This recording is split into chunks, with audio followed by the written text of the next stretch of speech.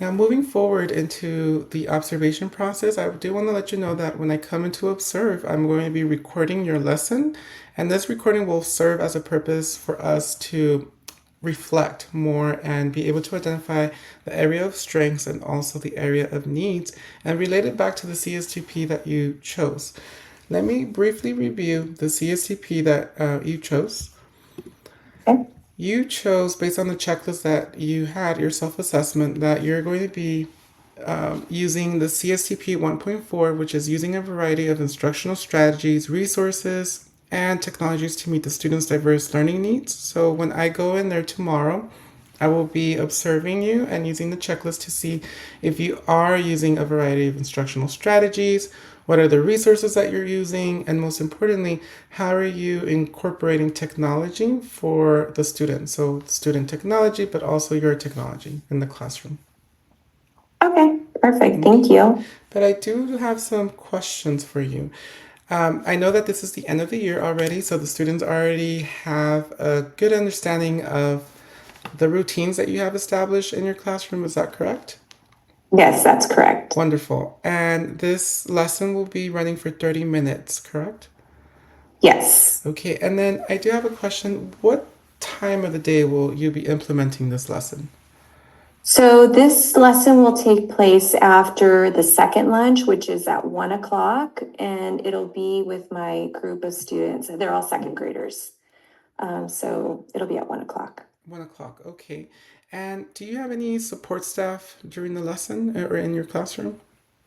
No, I won't be having a support staff for this particular lesson. So you'll be teaching it independently then.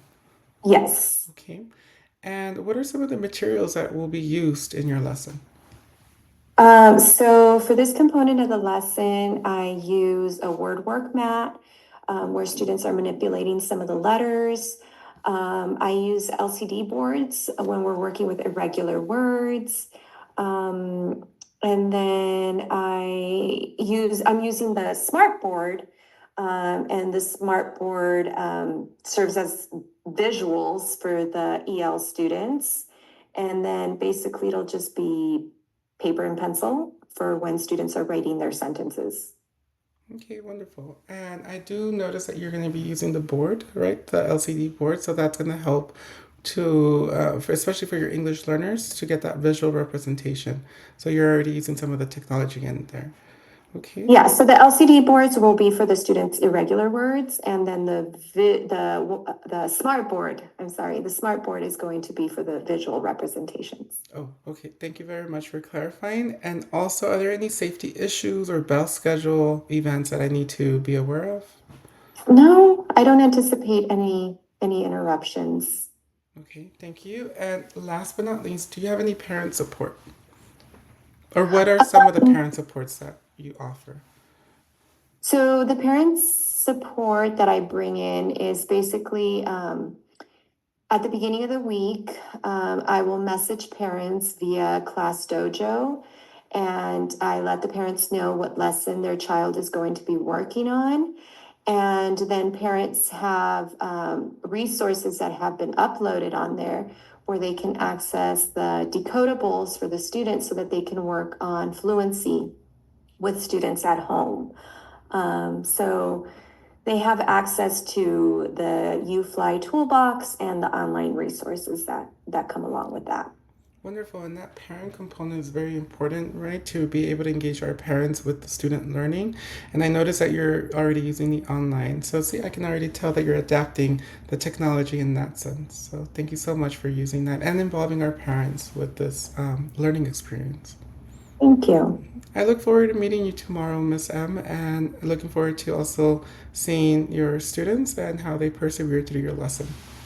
Thank you. Well, I'm looking forward for you to come out and give me your feedback, and I know I can grow from any feedback that I can get. Yes, and just a reminder that when I go in there, I'll be recording and we'll be referencing back to the video so that we can identify the areas of strengths, but also the areas of needs.